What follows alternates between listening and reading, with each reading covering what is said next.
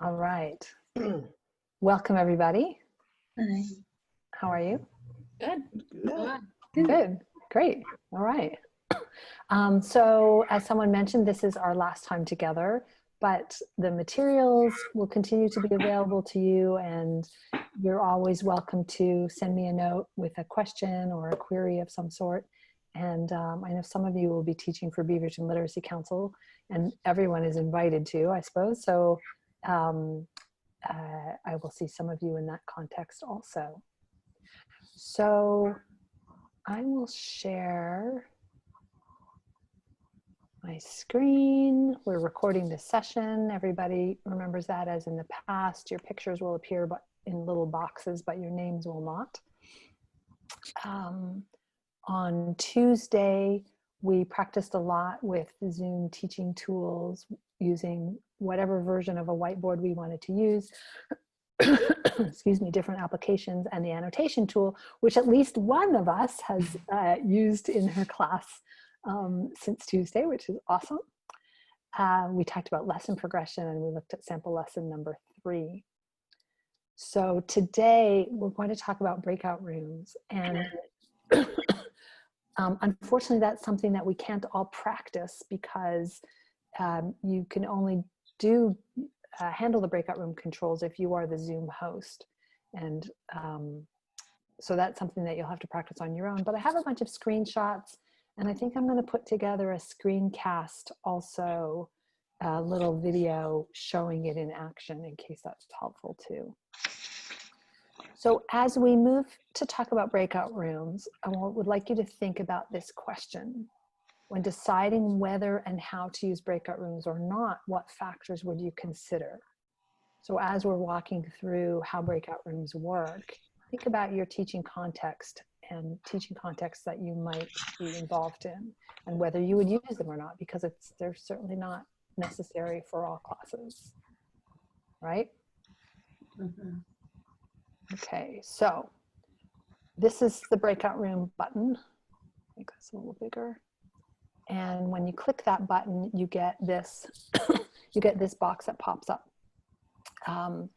You can adjust here. For example, if we have today 25 people and we only did 3 rooms, those would be big breakout rooms, sort of defeats the purpose.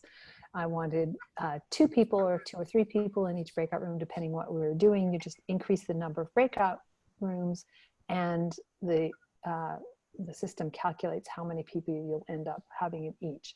This is if you want them to be automatically assigned, and we'll go through manual assignment in a minute. So when you click create breakout rooms, you get to a screen like this. And I was doing this with only 2 fake students in my class. So that's why you have 2. But if I were to show you the one for this class, you would see the whole list of participants divided into rooms. And you can just easily click the move button to move someone from one room to another, or exchange if you want to exchange one for another. Sometimes if I'm teaching in a context and we have multiple teachers, I want 1 teacher in each breakout room, I'll use the automatic button, and then I'll just go in and assign, make sure that we don't have all the teachers in one room, for example, which happens sometimes. I feel like Zoom has a big sense of humor in doing that. This button down, so if you have everything set up the way you want it, you can just open the rooms, and you all know now what happens when the host clicks open rooms. You get an invitation to join a breakout room. Before clicking the room, so you can also add a room and move people into that room if you see, these rooms are actually a little bit too big. Before clicking open rooms, you can click the, I believe it's the next one, the option button, and you can move participants into breakout rooms automatically, so they don't, I'm not sure if that means they don't actually have to click the join button. Allow participants to return to the main session at any time. That you have been able to do. Some folks last time came back into the main session and found that they were by themselves because everybody else, I was in a room helping people. You can set breakout rooms to close automatically. or you can just close them when you're ready to close them. So sometimes if we have discussion groups going, as host, I will visit different discussion groups, different breakout rooms to see where people are in the discussion and then decide when it's time to close them. On Wednesday, Erica led this fun session with games, and we wanted to have 10 minutes for the game. So I set the breakout rooms to close automatically after 10 minutes. Otherwise, I could have just waited until my team was ahead. With one hands down anyway. That wasn't me. The countdown after closing the breakout rooms, here it's set to 60 seconds. I find that a little bit long. Actually, you have a full minute. If you have a 10-minute breakout room with a full minute after it says that breakout rooms are closing, feels like a long time. I have for myself settled on 30 seconds because that gives people a chance to finish up what they were saying before the breakout rooms actually close. Questions? Yeah, I have a question, Patricia here. If you have an uneven, let's say, well, my classes are not so big. I had like 9 students yesterday, so that's an uneven number. If I let the Zoom automatically, divide the group in rooms where there's just 2 participants in there, then there's one person who's going to be left over. Can I then, as the host, pretend to be a participant and then just join them, the one that's left over? You can absolutely do that, and I'll show you in a minute what the host sees and the host options once the breakout rooms are created. Okay. Another option would be just to make 3 rooms, so you have 3 students in each. Mm-hmm. And then as a teacher, you have the ability to go visit any other rooms. Right. Okay. So depending what you're doing, if you want a teacher in each room and you have assistants, obviously you're only going to create as many breakout rooms as you have teachers. If the goal is conversation, we have this group of students, sort of intermediate and advanced students that have been doing this for quite a while with us now. And I asked them the other day what they prefer, because you would think, well, if I put 2 students in a room, then they all have more chance to talk. And if the objective is to get them to talk, that could be good. Mm-hmm. But if you have one student who's not talkative or doesn't have much to say, that puts a lot of pressure on the second student.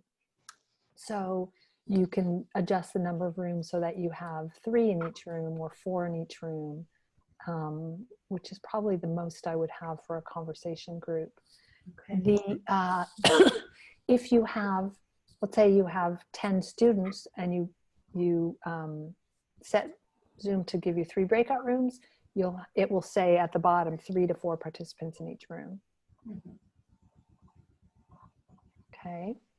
So once you set your options and your options stay. So I set 30 seconds once, I don't have to set it again. Then you click open all rooms and you get the big list up here with all of the breakout rooms. I will show you, I think I had,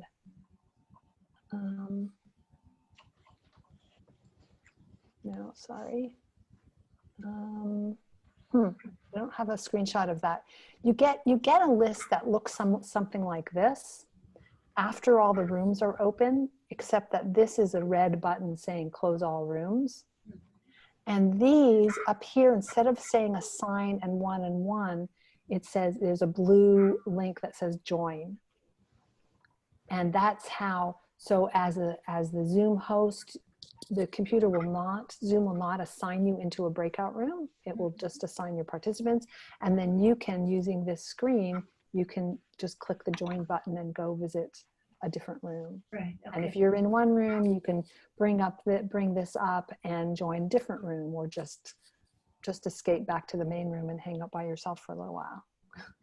So do you set this up before the class starts with the people that have given or you've sent an invitation to, or do you have to set it up after all the participants are there? That's a really good question, Jessica. If you have your participants registering on Zoom, then you can pre-assign them to breakout rooms. But if you have a class, even if you have them sign up with you or you know exactly who's coming, if they're not in the Zoom system, you cannot pre-assign them. As a, with the goal of being as low barrier as possible, I have not required my students to sign up through Zoom. And it takes an extra minute or so sometimes if I have to muck around with the breakout room assignments. Okay, so up here, if you choose manually, then you say how many rooms you want, and it will just give you a list like this. So if I chose manual and I said that I wanted 3 rooms, it would just give me the breakout rooms, and it would have this word assign here. And when I click on assign, I would get a list right here of all the students who have yet to be assigned. Mm-hmm. Okay. So if there's, and this is depending on the size of your class, this can take a while or not. I taught a mixed level beginner class with a bunch of other teachers, and for the breakout rooms, I wanted all the intro students together, all the level 1 students together with a teacher, all the level 2 students together with a teacher. And so I did the assignment manually and had the assistants chatting with the students while I did it. It was a little bit cumbersome, but it worked. Linda, can a co-host do assigning for breakout rooms or just the host? Unfortunately not. That was one of the big hopes I had for co-hosts, and no, co-hosts don't have any breakout room control.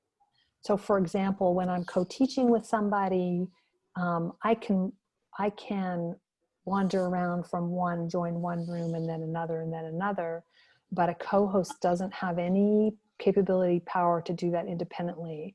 So with some of my co-teachers, Erica's laughing, we have agreed that I can just, after a certain period of time, I will pluck them from one room and go into, and put them into another room.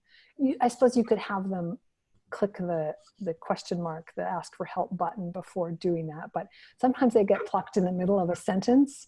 We have just reassured our students that if one of its teachers disappears, it's not because Nothing personal. Right. Yeah. Is there a way to suggest to Zoom like things that you think would be useful? There's a long list, I think, of things on the web. They do have a very active user community. Mm-hmm. So, Linda, do you happen to know if there are Zoom tutor videos online somewhere in Spanish? Sure, so. there are. I have seen some in Spanish. Yeah, I'm pretty sure that I have seen some in Spanish. Okay, all I right. can't think of where off the top of my head, but you might be able to find them. Okay, thank you. Laura? Is there any useful purpose for the co-host at all? I mean, what can it do? I have come to the conclusion that co-host is a largely ceremonial title. I have not figured out what the co-host can do. Yeah. So you can't like have the number of students and then just randomize, just say 2 in a group, and then it just come up with the students? Absolutely, that's this. Do that. Okay, sorry, I missed that. Okay. Yeah, that's the automatic. Okay. So it's not, you don't have to pick the names and, okay. No, and in every class that I've done, other than that one mixed level beginner class, I've used the automatic. I use the automatic, and then, whoops, not that one. Where did it go? Right, and then just check it to move or exchange students if I need to. Okay. Yeah. Other questions? It's something, that's good to play with, and just, check out the options. I can't tell you how many people who have said to me, oh, but I have the free version, so I can't use breakout rooms. Not true. if when you are a host on your own Zoom account, if you do not see the breakout room option, it means that you have to go into settings on the Zoom website. Just have to go into your settings and turn that on. Oh. How do you turn it on? Because I've tried to do that and I can't find it. Do you know? Yeah, there's one when you're in the breakout, when you're in on the Zoom website in settings, Mm-hmm. if you do, if you're on a Mac, Command F, or if you're on a PC, I think Control F, and just type in breakout, it should bring you to wherever breakout rooms are discussed. Thank you. Yeah. Other questions? Is that in the, I noticed that there's settings like just for your Zoom account, and then there's settings for each meeting. And I noticed that sometimes what I'm looking for, like it isn't in the meeting setting, and I have to go into the actual Zoom account setting. So I guess Yeah. it's just, you might have to look in both places if you are not finding something. Good tip, April. Yeah, this is one, whether you want breakout rooms to be on, to be available to you, is in the account settings. It's not, you have to do it on the Zoom website when you're logged in. Other questions? And there are a ton of things ton of different options, so that Control F or Command F can be very, very handy. Okay, so here's my question to you now, is when deciding whether or not to use breakout rooms for your classes, what factors would you consider? And if you can just share your answers in chat, that would be great. Then we can see a bunch of them. Excuse me, really great comment. Several people talked about the level of students and their comfort level, the availability of assistance, right? Especially for lower level students. Depending on the students, you might not want to put them into a breakout room without an assistant in there. For higher level students or independent or talkative students, it might be easier. If you have, someone said, I think depending on student languages, if you have a number of students who speak the same language at the lower levels, it might be too tempting just you put them into a breakout room without a teacher, right? The class will turn into whatever language that is. The purpose of the activity is really important too, right? Strategy, just your goals need to define what you do as opposed to the technology. An excessively dominant student could take over. That's one where I try to look once the classes are created, to maybe move some students around or put two excessively dominating students together and see what happens. Yeah, the number of students and comfort. Yes, directions, and a couple of people wrote about having a defined task, which is super, super important. You want to make sure that students understand what you want them to do when they're in there. And often what I'll do is, like we have done here, is share my screen with as simple as possible directions written up there, and ask students if they're not participating on their phone, if they have a phone and they could take a picture of the screen. And then in the breakout room, they have that picture. And often it seems like at least one person in the breakout room has gotten a picture. So they share that with one another. Pairs for practice. Right, yeah, if you have fewer than 4 students in a room, probably no reason to do a breakout room. Yeah, good. Kim mentioned students' attention span and the need to shift to a different modality, just that 1 hour, that Zoom fatigue.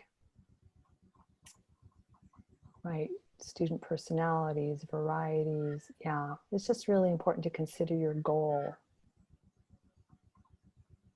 Cultural barriers, right. When you have couples in a class, you might want to split them up. Yes. I have definitely had that that issue. Okay. Any other questions or comments about breakout rooms? All right. Okay. So I want to go into lesson planning, and I had asked you all as homework to think about lessons, and several people sent me their lessons, and they're just great. It's awesome to see what you're doing with them. And I would like to spend a good bulk of time going into breakout rooms and having you share your lesson ideas with one another and helping, giving each other comments or ideas to expand or extend or, modify certain parts of the lesson. Groupthink, really valuable. Before we do that, I just want to offer,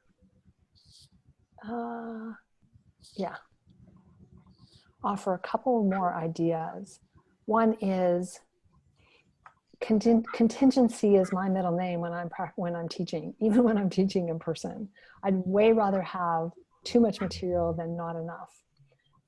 When teaching online, I find that having pictures is a great contingency because there's so much you can do with pictures. You can talk about them, you can write about them, you can have students ask questions about them.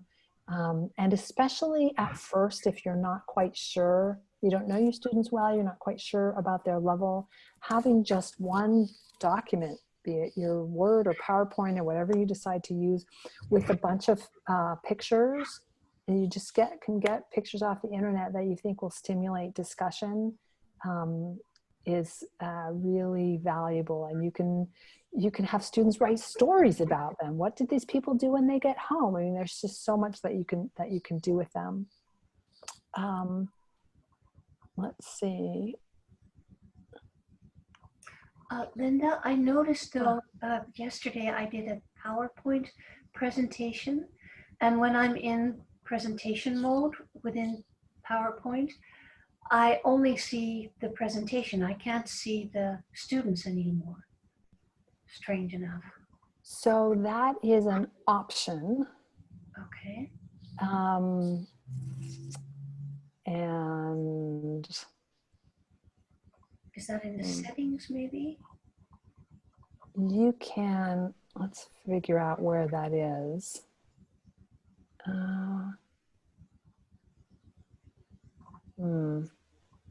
Okay. I think isn't the view options, you get that bar on top when you're presenting, when you're sharing your screen, and there's a view options, and you can click on view participants or something like that. Thank you, Parul. I think you're right with that. Thank you. Yeah. Okay. And it's green, right? Sorry, Kim? And it's green. Isn't it cool? I don't know, maybe mine's just green, nice and highlighted. The view options may be green. Let's see.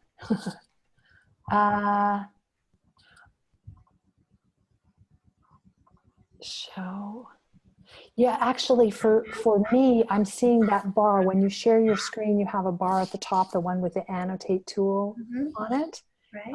If you look at there are 3 dots at the far right-hand side of that tool. Those 3 dots allow you to hide video panel. Oh yeah, look at that. You all went away.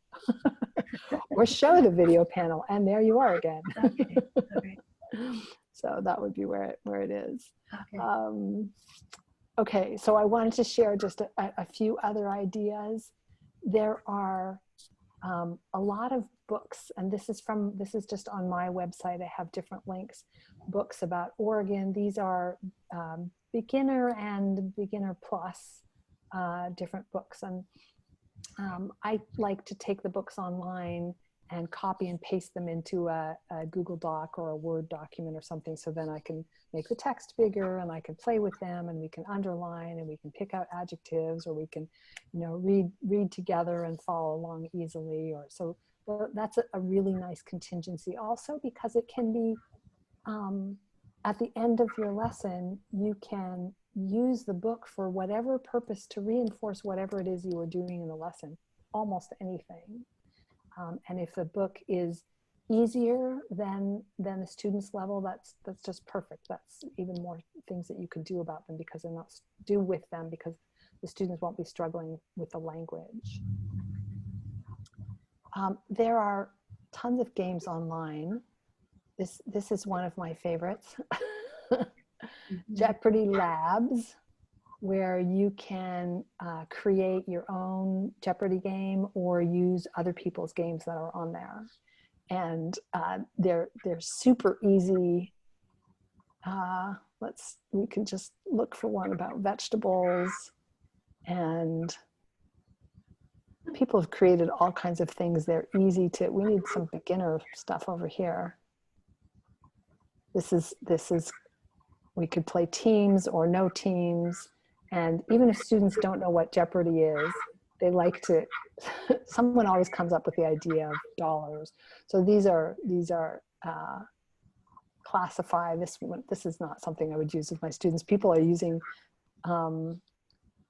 these games for all kinds of things. But anyway, it's easy to create your own, and whatever topic you're on, if you create one, you might end up using it at some point just as a contingency. And you can also create ones that only have 10 questions in them. It doesn't have to be a whole screen full of questions. Does that require a payment, or is that a free option? It's a totally free service. Isn't that wild? I should have logged in beforehand, but I can show you. Okay, so here's some that I've done. I can't even remember. Anyway, I won't spend more time on this, but you can go in and see different ones. You can see some of the ones that I have created over time. So there is a way to save them then. Yes. Yeah. You can create an account, totally free, create an account, and you can save them, and then you can edit them and create other ones or whatever. Videos also. We talked earlier, I think in the workshop, about wordless videos. I just think are great for stimulating conversation and discussion, and that's something that's easy for the end of the class when maybe maybe you're running out of steam, your students are running out of steam. It adds a bit of fun and just doing something, they're changing modalities as somebody else said earlier. I'm not familiar with wordless videos. If you go here, I'll show you exactly how I get to them. Let's just pick. I'm just literally typing in wordless videos, YouTube. And you can see all kinds of animated, a lot of them are short. They're 2, 3, 4, 5 minutes. And when you show videos, any kind of videos online, the first thing that students are tuned into is the language. The language is often very hard for them to understand, right? There's vocabulary, there's speech rate, there's trying to decode exactly what's happening. And if you want to, and that has a place and has a purpose for listening instruction, for example, or vocabulary. But if you want to use them as fodder for conversation or for students developing their own sentences, then picking a video that doesn't have, that's silent, where there's music usually, but no words, just takes away the whole anxiety about listening to language and focuses on developing language. So many times in videos and cartoons, the characters are speaking in a unusual voice, and a child's voice, or mimicking, or some strange accent. It's really hard to understand. Yeah, it really is. So these videos that are really not designed. So occasionally they'll have a few words here and there. A character says something, "Mom," or something like that. But yeah, just take that out of the equation. Questions? Okay. Let's go. I'm doing breakout rooms. It's telling me with 8 rooms, we'll have 3 to 4 participants per room. If I say 7 rooms, I'll also have 3 to 4 participants per room. So yeah, let's do this. And so this is what I would like you to do in breakout rooms. Hopefully everybody or almost everybody has a lesson idea to share. If you don't, another idea is to talk about a lesson that you did in person and discuss together how you might use that lesson, adapt that lesson or the goals of that lesson to be done online. All right, and I will come visit. You can also just click the help button if you would like me to come visit. Okay, other questions about the breakout rooms? Linda, when you have students in a breakout room, how do you present material to them if you want to? How do you screen share from your job as the host into a breakout room? Can you do that, and how do you do that? So doing that is just like being in a hotel ballroom in the main ballroom part and have everyone go into small rooms for workshops and wanting them to see your presentation in the big ballroom. They can't. Yeah. That's the one downside. Yeah, so unfortunately there is no way, currently anyway, with Zoom, to have people who are in a breakout room all see your same presentation in the main room. The closest you can come is you can broadcast a message, and that's something I think maybe on the first day. Mm-hmm. You can broadcast a message. I have not played with it to see how long the message can be, but the message appears on people's screens. So when breakout rooms are open, this is the bottom of the breakout room screen, and you can click this here, broadcast message to all. Up above, you have the names and all the rooms that people are in. You can click here and it will broadcast a message. Don't forget to, give everyone a turn.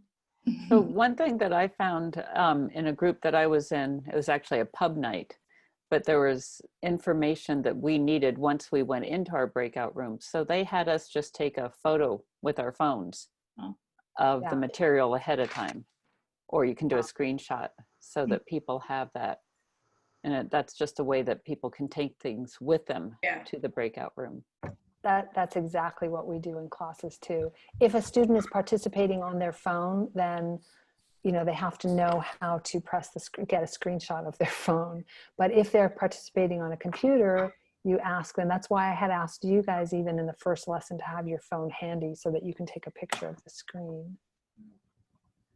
So, Linda, I just have a quick question. I see someone else, they're asking a different question, but I gave you a question privately in the chat. And what happened to me was I was with a bunch of 3rd graders, and I got them all into the room, and I would go and check on them. But then when it was time to come back, I couldn't get back to the group. And is there something I did wrong? And the weirdest thing is, the host switched to a kid. Now, I don't know if the kid did that or I did that because I was pressing buttons furiously trying to get control. I mean, it was not good. So the host switching to a kid must have been something that you did. You can, at any time, I can, through the participant screen or through the little video boxes, I can click on the 3 dots and click make host. Okay. I can also grab the hostship back if needed, so that's possible. When you're in a breakout room as the host, at the bottom right-hand corner where now it says leave meeting, it will just say leave. I think it just says leave. Maybe that's what I did. And you have to be careful that you leave the breakout room. It gives you the option to leave the breakout room or leave the meeting. So, yeah. Yeah. So, yeah, leave doesn't always mean leave the breakout room. Right. It's a little scary to click that button, but worst comes to worst, you go back in. They were only gone for a short amount of time. So Linda, if you can make someone else the host, doesn't that give them then the power to do breakout rooms and everything? Is that a way of, instead of a co-host, giving Yeah. somebody else some power to do a little bit more?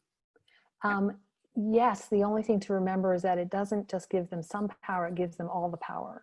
Yes. If you make someone else host, you are no longer the host. Right. You're the queen or king. The eunuch, I think. Well, but you said you could grab it back at any time. You can, and I'm not sure what happens if you're in breakout rooms that someone else has created and you take the host power back. I mean, that's above my just grade. just in, you know, figuring out how to group my kids because they weren't all the same. I mean, they were reading to each other, and I didn't want the really high and really low together, so I did it. So I was showing a video. First, I made sure who they were, who came in. Then I showed a video to give myself some time to make those rooms. So That's a great idea. That's a great idea to show a video while you're making the breakout rooms. Kim was asking about working with kids also. Sue and Kim, you might want to get together if you want more to talk more on that topic. And I can help. You can share email addresses, or I can help hook you up if you want. Other questions? Okay. Thank you so much for being here on this wild and woolly journey. Do let me know if you have questions. I'm happy to help post this, and I'll send out the recording probably tonight. Thank you very much. Thank you. Thank you, Linda.